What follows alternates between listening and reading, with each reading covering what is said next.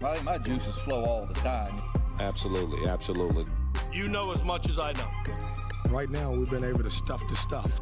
The curse is broken. NC State fans, finally. Finally.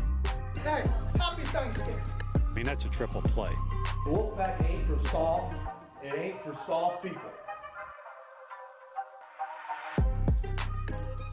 Welcome back to week 2 of Pack Therapy with me, your host, Joe Giglio, and Mike Glennon, former Wolfpack great. The Wolfpack now, Mike, after a trip to ECU, 1-0. And I want to say that's all that matters, but that wouldn't make for much of a podcast, would it? I think everyone that walked out of that stadium probably felt like they lost. ECU fans obviously devastated, and I imagine the Wolfpack fans, the Wolfpack players, when they took that trip back to Raleigh, just felt like a loss. But at the end of the day, you turn on the film, and it's never as good as it seems. It's never as bad as it seems. And there were some positives to take away from this game. At the end of the day, they're 1-0. Half the country's 1-0. Half the country's 0-1. And the Wolfpack, when we look back at this 10 years from now, no one's going to look at that. They're going to see that they beat ECU in 2022 to start the season. NC State wins 21-20, and the Pirates didn't score in the second half. The Pirates end up missing an extra point, which would have tied the game at 21. Owen Daffer, for a little bit of context, was the all-conference kicker last year. Made a walk-off 54-yarder against Navy to beat the midshipmen. He missed a PAT, which would have tied it badly, and then kind of tries to overcorrect, misses the 41-yard would-be game winner in a kick that honestly looked a lot like Kyle Bambard's down in Clemson in 2016. Just kind of pushed it a little bit to the right. NC State gets out of there with the win. So let's do this. I'm the bad guy, right? You're the good cop. I'm the bad cop. I do want to talk about the good things, but let's start with the bad things so that we can end on the good things. So what was the one bad that you took away from NC State's win over ECU on Saturday? My bad was the goal line execution. It was not the play calls. It was the execution. Not the play calls. Not the play calls. You're on the 1-yard line. There probably was not one player on that ECU defense that had an offer from NC State. At the end of the day, they have to find a way to get 1 yard. It's a mentality. And it is on the offensive line, it's on the tight ends, it's on the running back. You have to get 1 yard. Okay, so in the second half, NC State had 2 possessions inside the ECU 5-yard line. They ran 7 plays, could not get the ball in the end zone, at least not before a whistle blew or the play was blown dead. That might be for another day. You're saying, and obviously people, myself included, have been critical of offensive coordinator Tim Beck for the play calls. I've been critical of Dave Doran for actually going for it the second time. But you're saying it's not the calls, it's the execution. It's the execution. There's only so many plays you can call on the goal line. When you get to the 1 yard line, you send in your goal line package, and we're going to run the ball downhill. Now, did I love there in the shotgun? Not necessarily, but I'm watching games the rest of the weekend. I'm seeing all these goal line runs in the shotgun across college football. Clemson did it. Multiple teams did it. I'm sure NC State's done it plenty of times, but no one brings it up when they score. They only bring up when they don't. You have 1 yard to get. That's a mentality thing. I saw what Dave Doran said. I thought he summed it up perfectly. He said that you have to have the trust in your offensive line. I believe as a head coach, you have to show trust in your line. When you get a 4th and goal in the goal line and don't go for it, if I was an offensive lineman and my head coach did that, I wouldn't be very happy. I feel the same way. Those guys jogging off the sidelines saying, Coach, why didn't we go for it?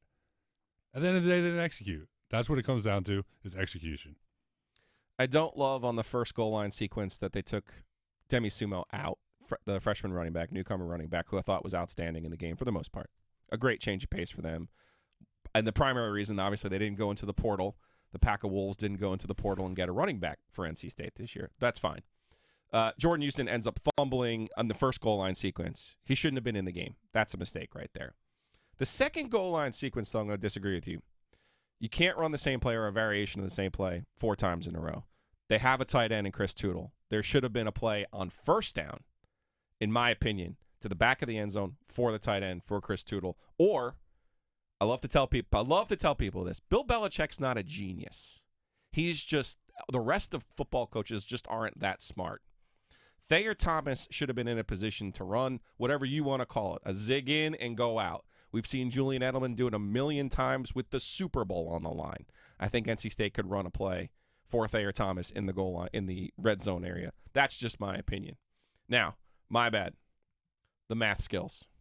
You say you want them to go for it. You specifically mentioned the offensive line. I don't necessarily disagree with you, but you've been given 6 chances now as the offensive line. On the 7th chance, you're the coach. You're not the offensive line coach. You're the head coach of NC State. It is your responsibility to win the football game. And I know you have a chart from Rob Ash, your college coach. I know you have a prepared game plan, and I get that. And I know what the math says. But here's what I'm telling you. In that situation, you're up 7 points. You kick the field goal. You make ECU work for the 2 possessions to win the football game. You make them work. You're in a position to do that because you're not the offensive line coach. You're also not the defensive coach.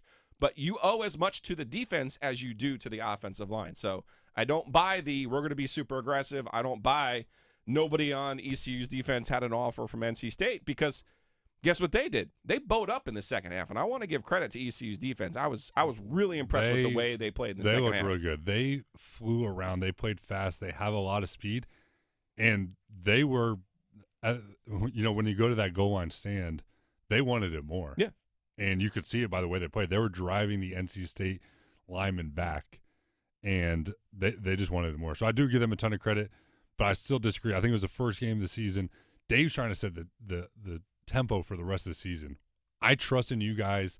We have to get this ball in, and it didn't work. Sometimes as a coach, you play a kind of a risk-reward game, and it didn't pay off there. But I still like it as from the coach's position. One note to keep an eye on there. NC State, by my math, started 11 drives that mattered. Not the one at the end of the game, not the one at the start of the game, the end of the first half. 11 drives. 7 started with a running play. 1 started inexplicably with a delay of game penalty. They have to get more creative on what they're doing, particularly on first down. You have to be less predictable. All right, enough of the negative, Mike. Let's get to the positive. What was the one good thing about this NC State win over ECU that you enjoyed? Special teams. Block punt for a touchdown, 4 straight games dating back to last year that this NC State special teams has had a touchdown on special teams. That's incredible. That's got to be unheard of.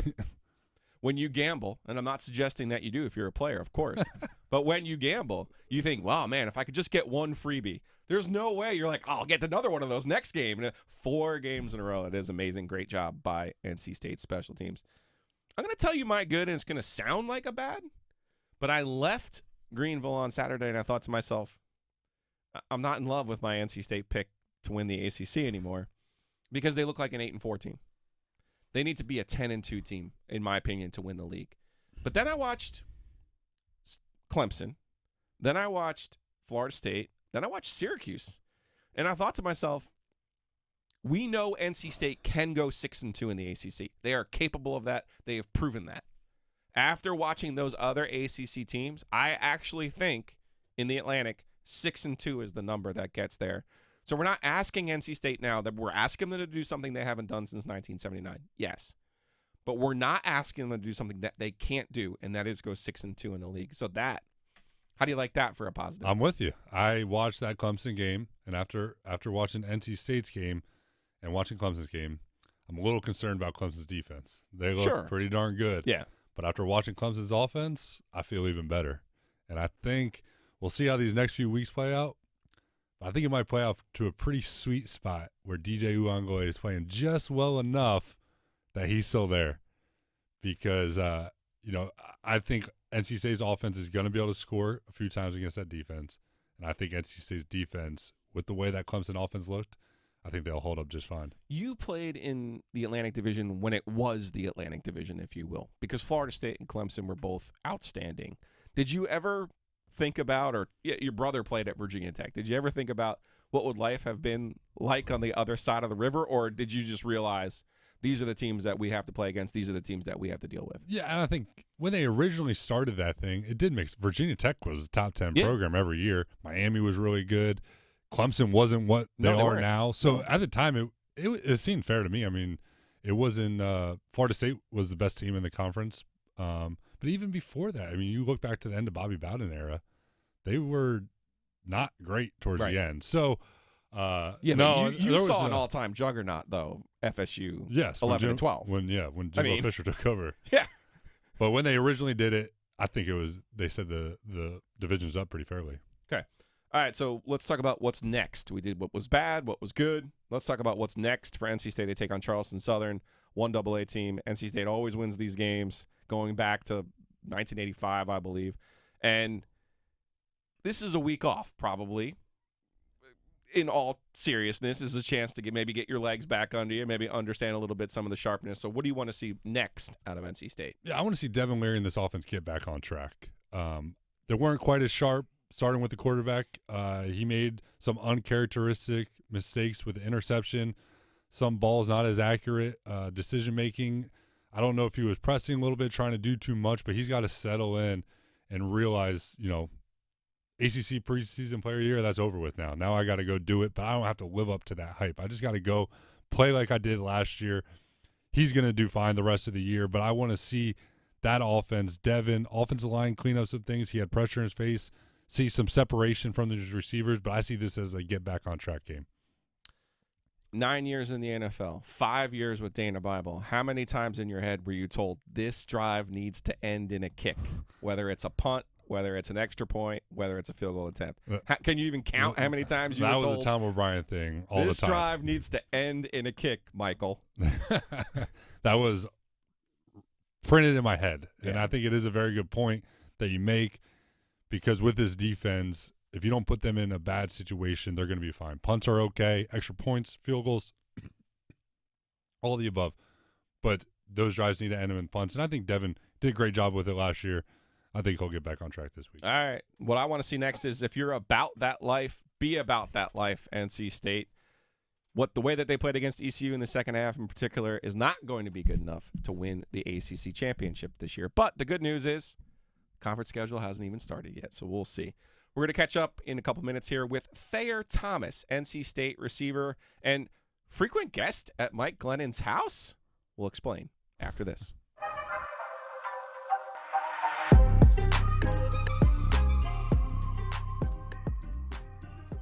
All right, so I had a moment, Mike Glennon, over the weekend where Dax Holyfield's name popped up on my Twitter timeline, and I said, that guy's still in college?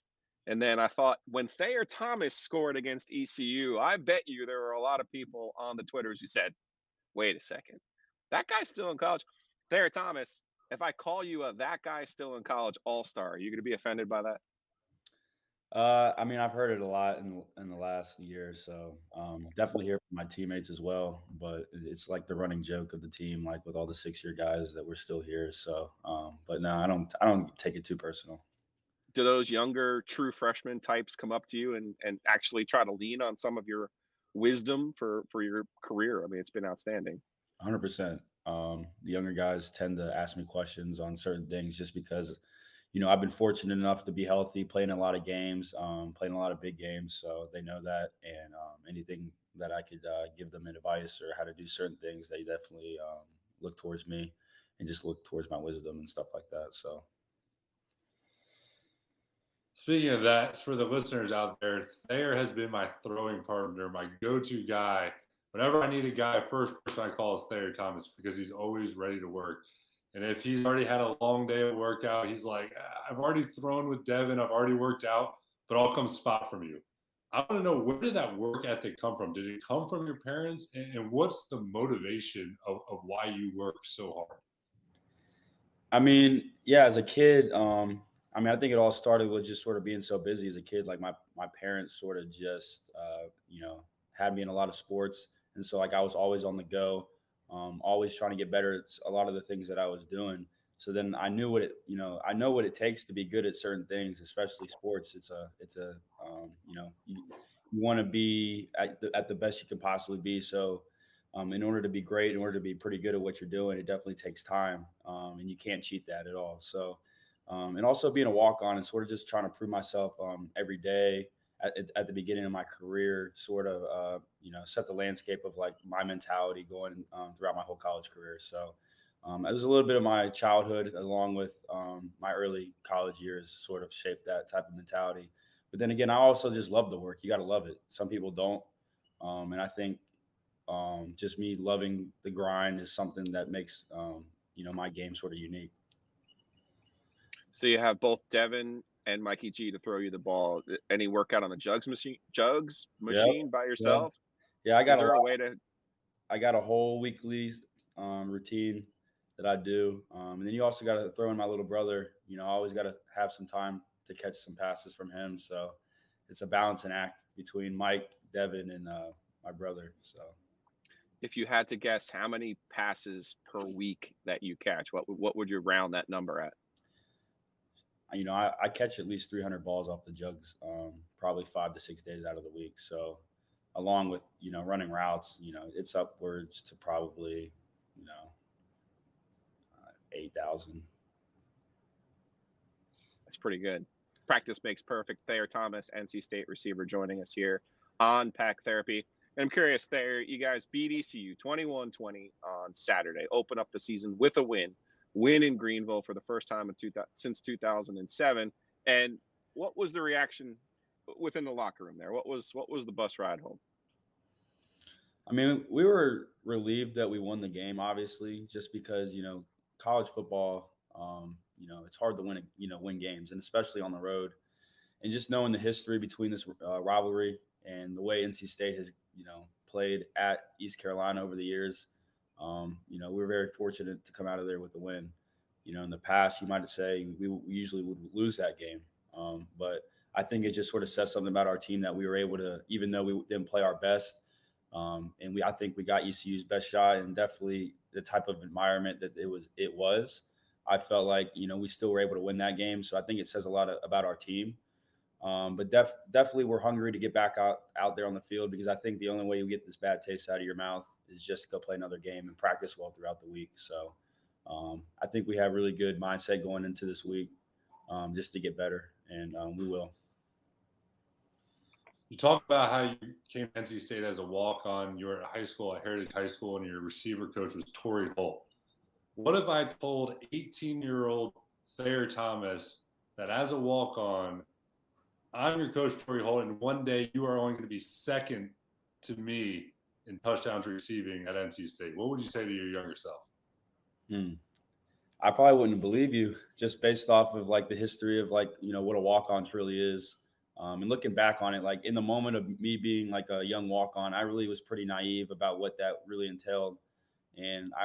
But I think that's what sort of got me to this point. I really never thought as myself as lower, lower than anybody else. Just having that sort of naive mindset, which I think has helped me throughout my journey. But to look at it in perspective of the big picture of everything in NC State history, I think it's pretty special. I'm just hoping that this year continues to be, a great year for me and the team. And I think everything else will take care of itself. So it's pretty, special to see that.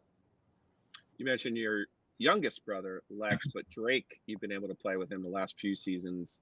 I know you've talked about this before, but it does mean a little bit different to have Drake by your side and to see him actually last year step into that starring role on the defense. I'm sure that meant a lot to you and your family. 100%.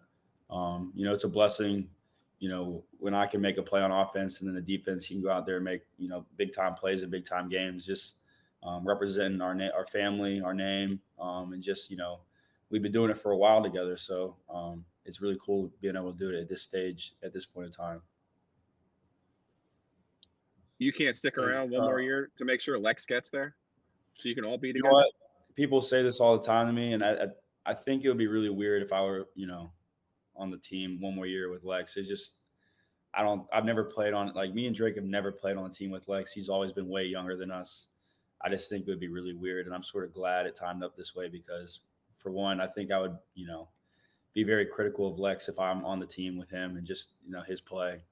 And because I'm pretty critical of him watching his high school games. I usually tell him what he needs to be doing just by watching him play. And when we practice, when we're throwing and he doesn't, obviously he's not going to throw every ball perfectly, but if he does something that I don't like, I'll definitely let him hear it. But I think it's good that we have this sort of gap, and I think it allows Lex to not be really in our shadows and just sort of make, a name for himself and just start his own journey. Speaking of quarterbacks, I'm obviously around the building a lot. I've spent some time with Devin Leary, but I don't feel like I know him on a personal level like I know you. Tell us a little bit more about what you see from Devin, both on the field and off the field, as a teammate, as a friend, and all that. Yeah. Devin's came a long way since he's gotten to NC State. He's always had the arm talent. And, for me, it was when he got to NC State, one of the first, practices he got in with the twos. And I was a two at the point in 2018 when we had Ryan Finley and all those guys. And he hit me on an 80-yard passing touchdown early in camp. And from that moment on, I sort of knew he had the talent, to sling it for sure.